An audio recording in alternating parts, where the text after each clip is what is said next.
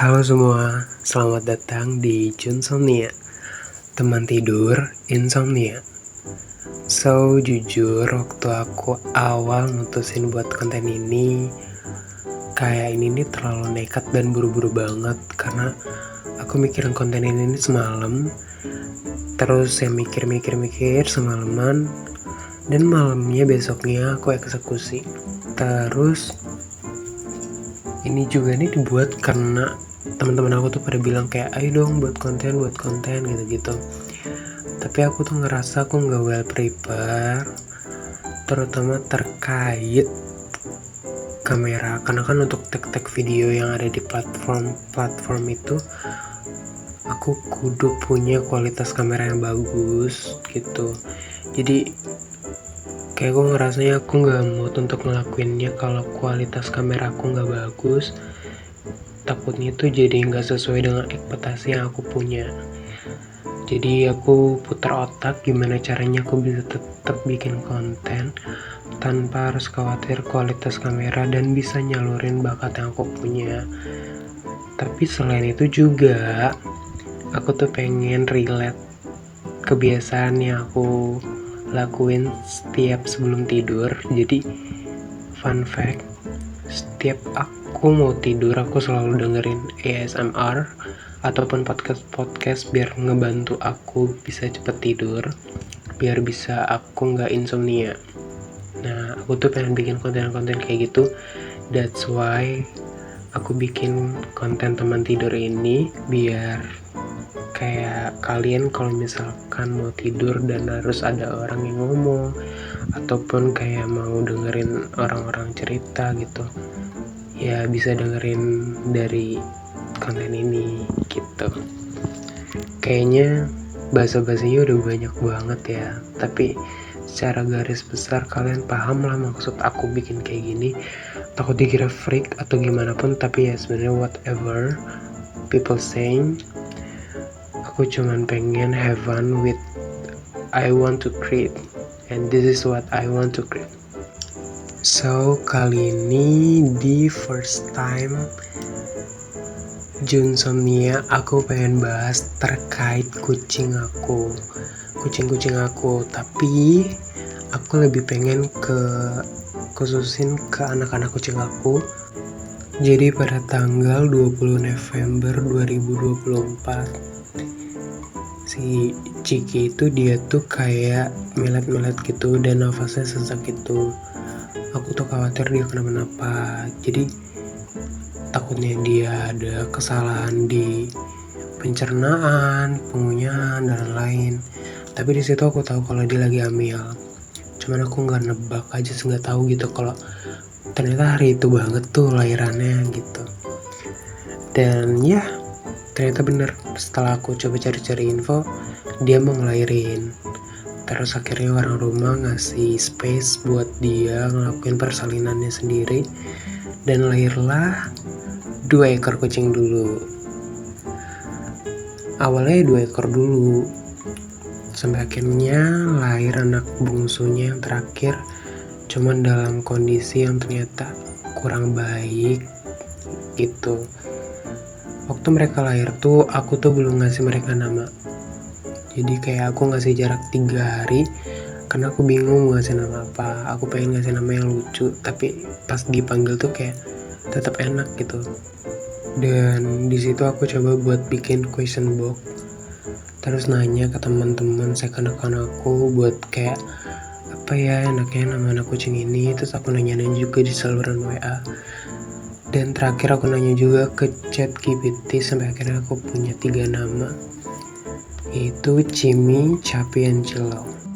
Sumpah kayak pas aku ngasih nama ke mereka tuh kayak ini chapter baru dimana aku bener-bener pengen ngerawat mereka gitu.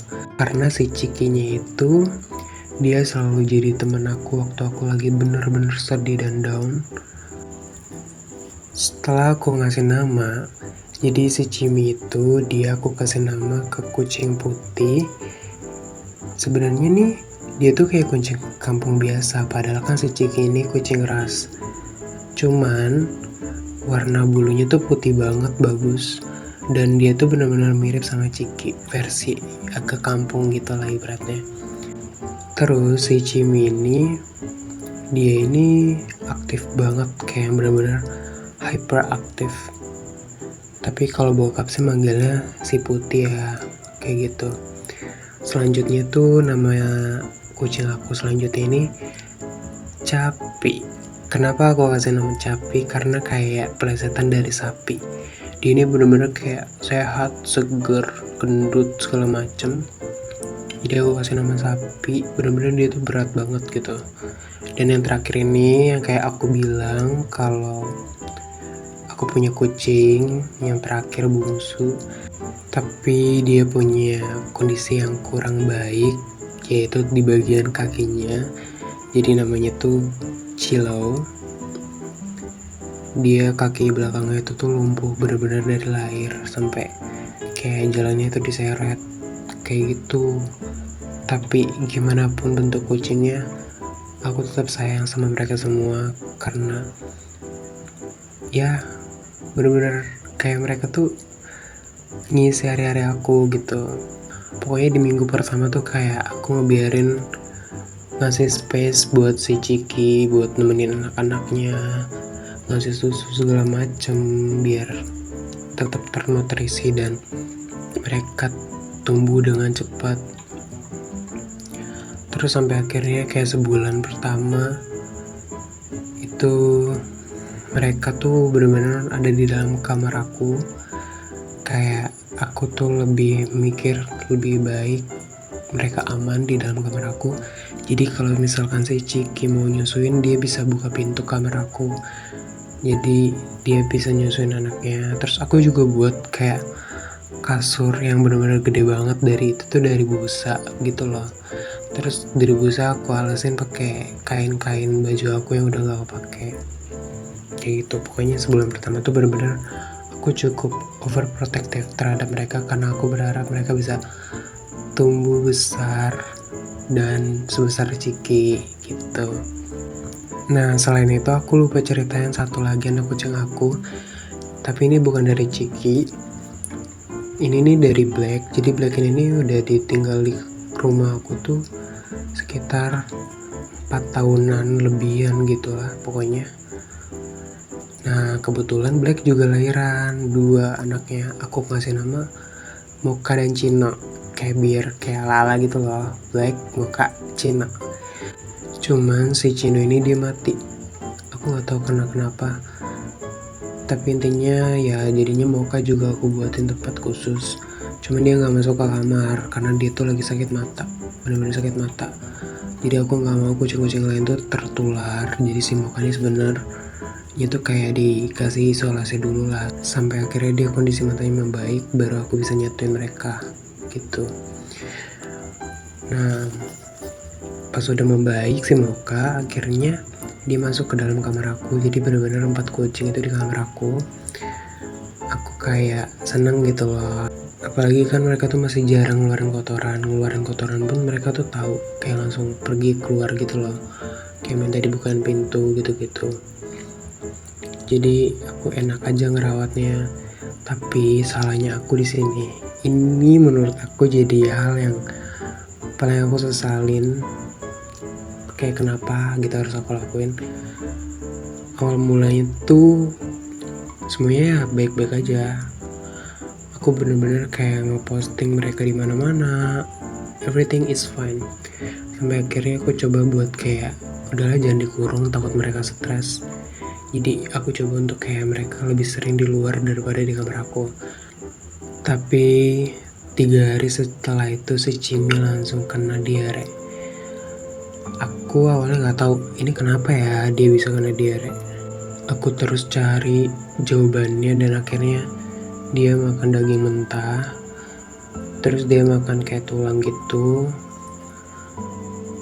Ya gitu pokoknya intinya dia jadi kena diare, mencret-mencret, muntah-muntah segala macam. Dan bener-bener dia tuh si Cimi ini sebenarnya yang paling kurus, karena yang aku bilang kan dia kayak kunci kampung biasa ya. Beda sama kayak si Capi sama Cilo yang masih keturunan si Ciki, kucing ras, jadi kelihatannya masih gendut gitu loh karena bulunya. Jadi si Cimi ini kan udah kurus, jadi makin kurus banget gara-gara dia mencret, diare, mual segala macam. Dan di situ aku bener-bener bingung banget ya, maksudnya aku udah usahain cara gimana pun biar si Cimi bisa membaik, tapi ternyata nggak bisa juga. Terus aku bener-bener sampai ngisolasi dia biar gak nular ke Capi ataupun Cilo. Cuman ternyata dia juga kena kutu. Jadi yaudah, kutu itu kan ngebuat imunnya si kucing itu ya jadi kayak lebih rendah ya imun itu. Terus juga kayak nyedot darah jadi anemia gitu loh. Jadi kucing juga bisa kena anemia guys. Dan kebetulan si Cimi juga kena. Jadi ya udah makin imunnya makin rendah jadinya. Kesehatannya makin menurun. Jadi itu tuh, tapi si Cimi bener-bener survive selama kayak 10 hari. Sampai akhirnya aku juga ikutan sakit guys. Kayak bener-bener ngerawat kucing, terus aku juga ikutan sakit karena asam lambung. Tapi pas aku mendingan aku langsung rawat mereka lagi. Kayak itu bener-bener fase tersulit aku sih di Januari 2025. Sampai akhirnya si Cimi mati itu tanggal 12 Januari 2025. Aku beneran ngerasa terpukul. Kayak apa ya, ekspektasi aku tuh besar gitu loh. Kayak aku tuh udah mikir mereka bakal gede bareng-bareng gitu. Tapi pas si Cimi mati kayak ya gitu loh, nyesek gitu jadinya.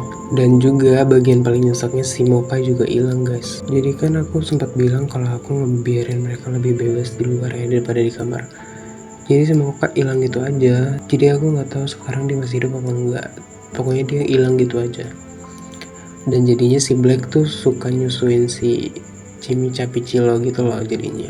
Karena kan anaknya hilang. Terus yaudah aku jadi kehilangan dua anak kucing, sisa Capi sama Cilo. Awalnya lancar-lancar aja, kayak ya udah gitu sampai akhirnya si Cilo yang paling bungsu itu juga ikutan mencret ternyata.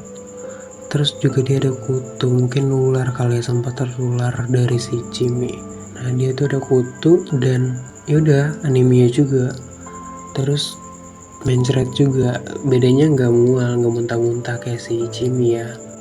Tapi kayak yang aku bilang kan si Cilo ini dia kakinya lumpuh ya di belakangnya. Jadi ya bayangin dia mencret, terus ya gitu kotorannya suka nempel di kakinya. Sedangkan kalau nggak mencret aja tuh udah jadi kerja ekstra buat aku ngebersihin kotorannya, apalagi ini mencret gitu loh. Jadi bener-bener ekstra banget. Aku beli tisu basah tuh bener-bener banyak sih ya gitu. Tapi tetap susah ya namanya, beda gitu loh, nggak secair itu, nggak sekental itu, dan nggak segampang itu ngilanginnya.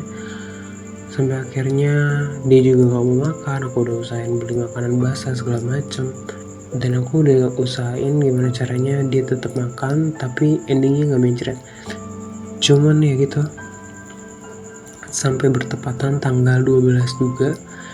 Si Cimi kan mati 12 Januari, sedangkan si Cilo ini dia mati tanggal 12 Februari. Baru kemarin guys.